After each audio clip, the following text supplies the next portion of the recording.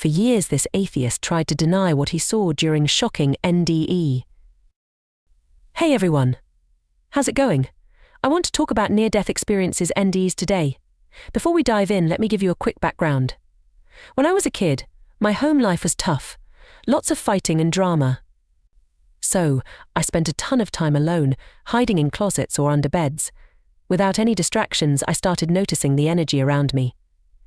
It was kind of like meditating, even though I was just a little kid.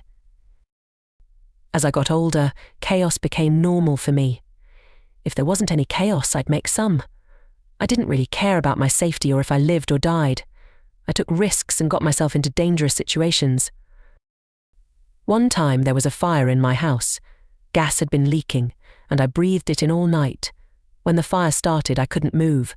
I fell out of bed, but I didn't feel any pain. That's because I wasn't in my body anymore. I found myself looking down at my body from the corner of the room.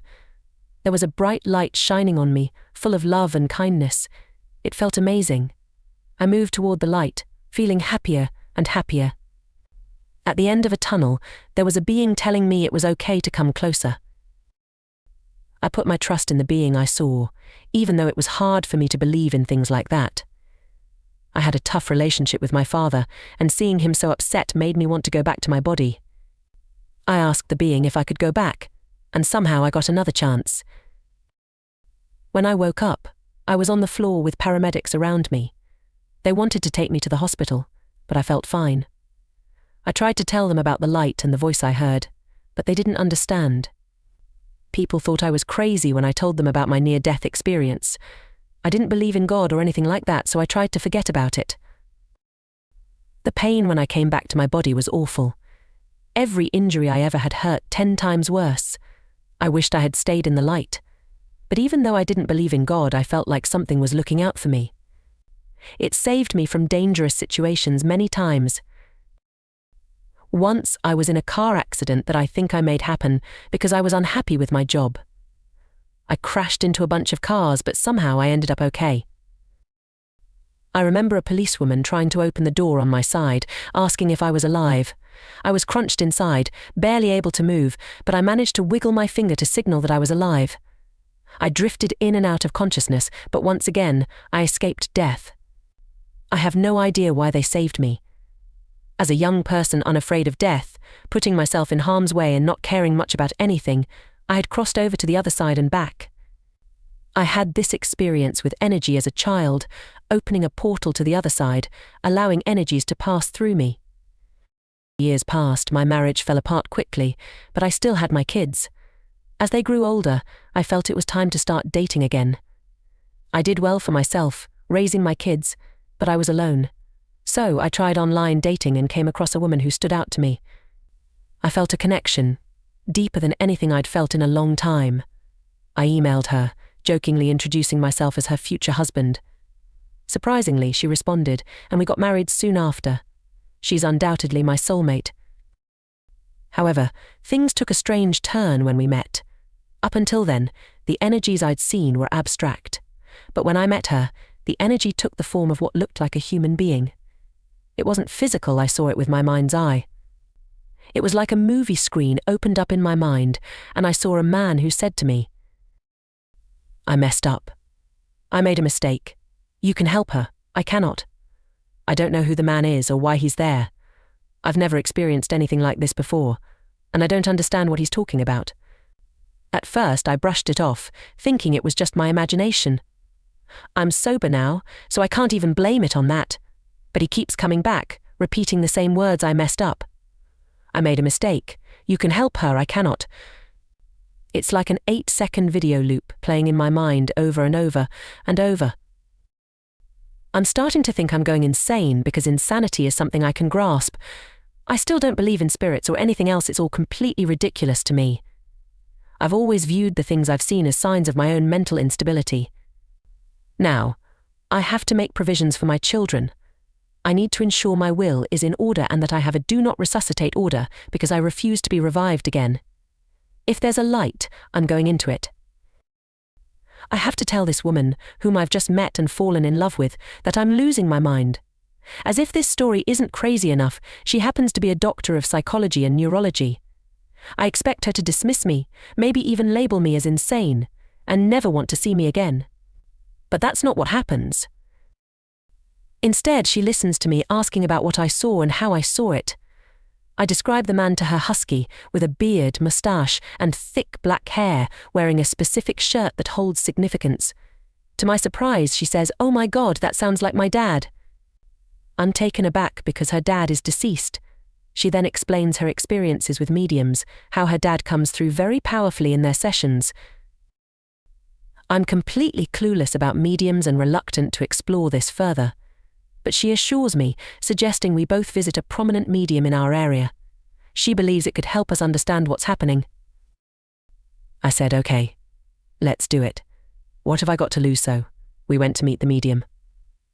The moment I walked in, she asked, "How can I help you?" I replied.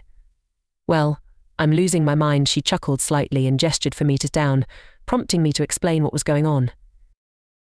As I started describing the vibrations and the sense of a presence in the room, she interrupted me, saying, "Stop confused." I asked why. She explained that what I was describing, seeing things on a mental movie screen, was exactly how mediums perceive spirits. I was taken aback, but also felt a sense of relief mixed with newfound pressure. What was I supposed to do with this ability that was suddenly controlling me? The medium pointed out that when I shared my experience with my wife, the presence disappeared. It was her dad, delivering a message. Once I conveyed it, he left. Understanding dawned on me, and she became my mentor for the next year. Her own journey from being misunderstood as a child with a gift to becoming a respected medium gave me solace and a sense of normalcy. Through this experience, I learned that negative emotions persist but fade quickly. I began seeing life in a more positive light, which felt almost magical considering my past. Today, I wake up grateful for my amazing life. I've come to believe that our perception shapes reality, echoing Shakespeare's words, "Nothing is either good or bad, but thinking makes it so." I firmly believe that we are all connected, originating from one source, whether you call it the universe or God. Harming others is akin to harming oneself, a concept crucial for a better world. We are all part of that divine light I experienced, and one day we'll all return to it. Until then, I wish you all well. Thank you for joining me today. We're all in this journey together.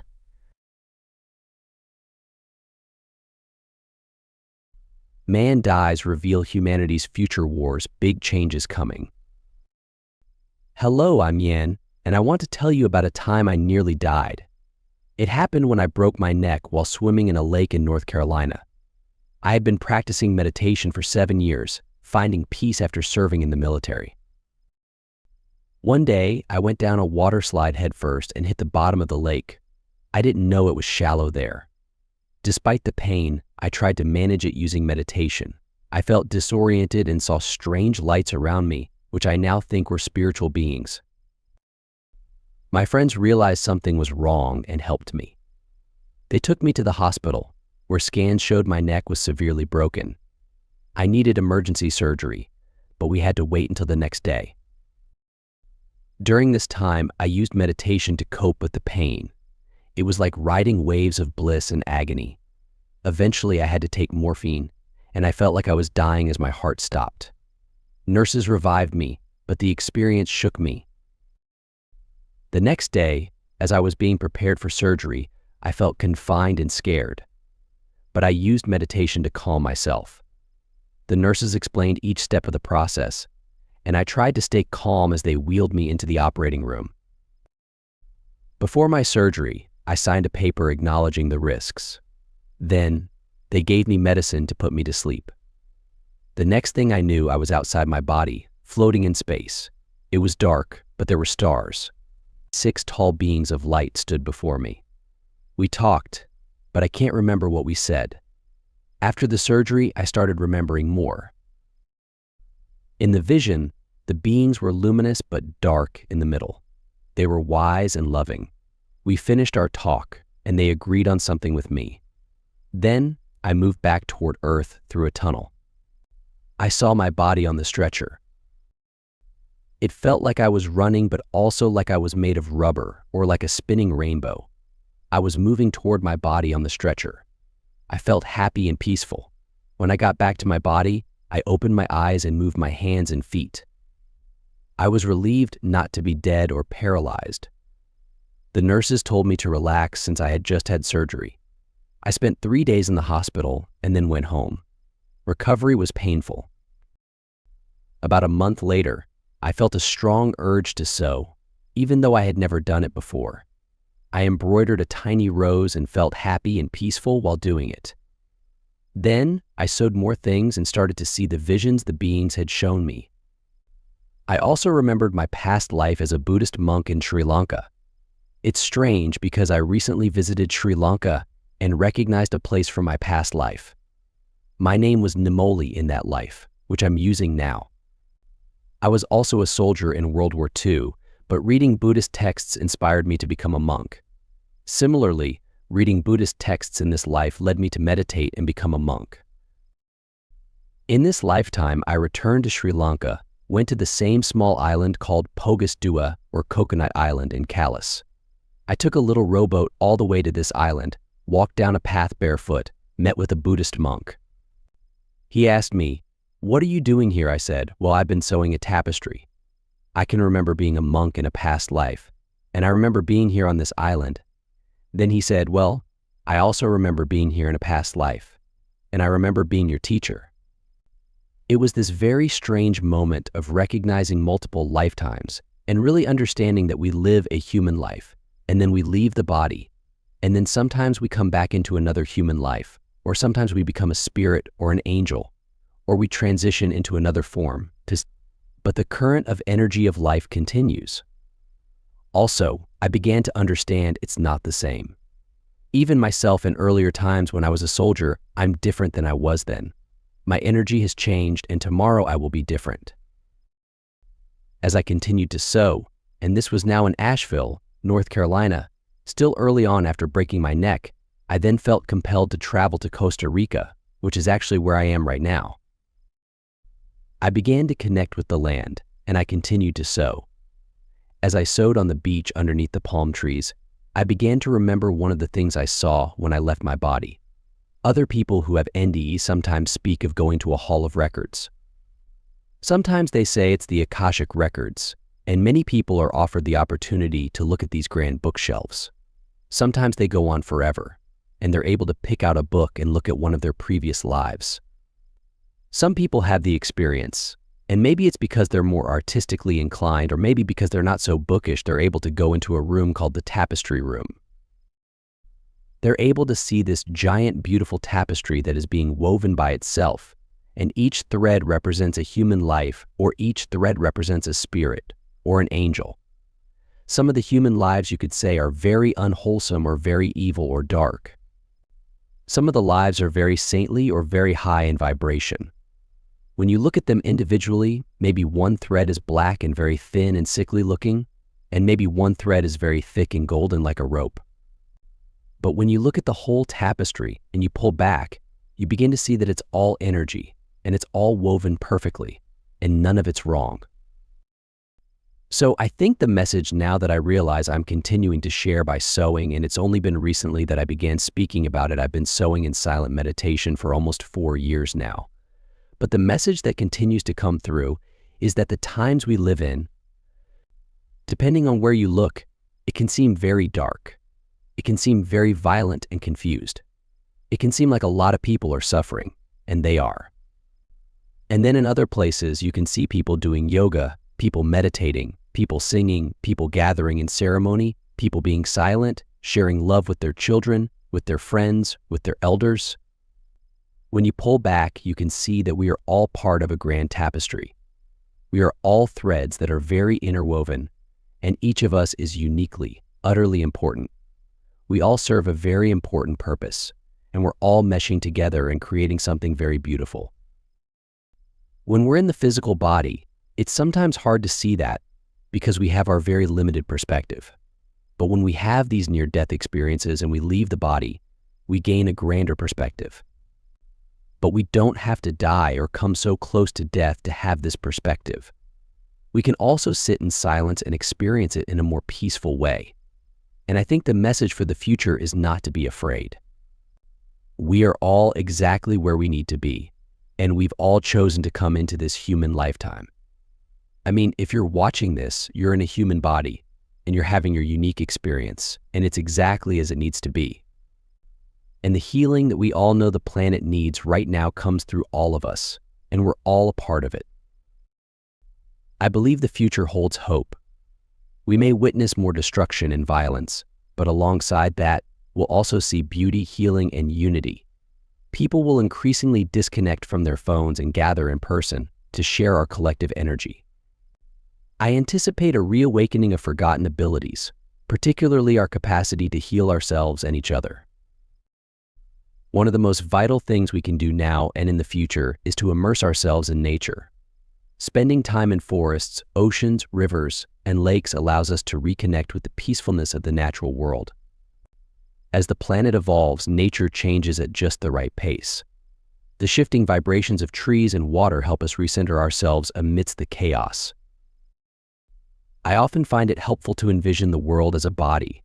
Cities in conflict resemble wounds, while nature acts as the healing skin regrowing over the planet. By turning our focus away from the wounds and towards nature, we contribute to the Earth's healing process. Ultimately, I aim to convey the image of a peaceful garden. Just as we tend to our own gardens, we can nurture peace and beauty wherever we are. Whether through planting flowers or fostering tranquility, we each play a role in creating a more harmonious world. As for the 6 beings I encountered, I don't feel their presence now, but their message resonates with me. They reminded me that despite current challenges, healing is possible. Like an addict hitting rock bottom and then experiencing a transformative awakening, our planet is on a journey of healing and renewal. As we heal ourselves, we inspire others to do the same. I often sense their presence through subtle chills and a comforting feeling. Especially during positive interactions with friends or family, I sometimes see them as small, diamond-like lights hovering in the air, often near the person I'm speaking with. When I'm sewing alone, a flash of light indicates their proximity. Since they lack physical form and we're focused on our 3-dimensional reality, they manifest as concentrated points of energy, fleeting but reassuring. Looking ahead, their message is clear: we're not at the end, but on the brink of profound change. The beauty and transformation awaiting us surpass our imagination. By staying peaceful, we align ourselves with this unfolding beauty. The key is to set aside time each day to sit quietly, eyes closed, without resistance or craving, simply being present. Their message for the future is one of hope and natural progression. We possess the spiritual strength, love, and connection to navigate through challenges and fulfill our purpose. It's a time of unprecedented connectivity, where even random encounters like ours hold profound significance. As more awaken to the power of love and peace, the ripple effects are swift and far-reaching. In essence, they convey that spiritual evolution is ongoing, and we're here to learn and grow. Each moment of silent contemplation accelerates this collective journey toward greater spiritual heights.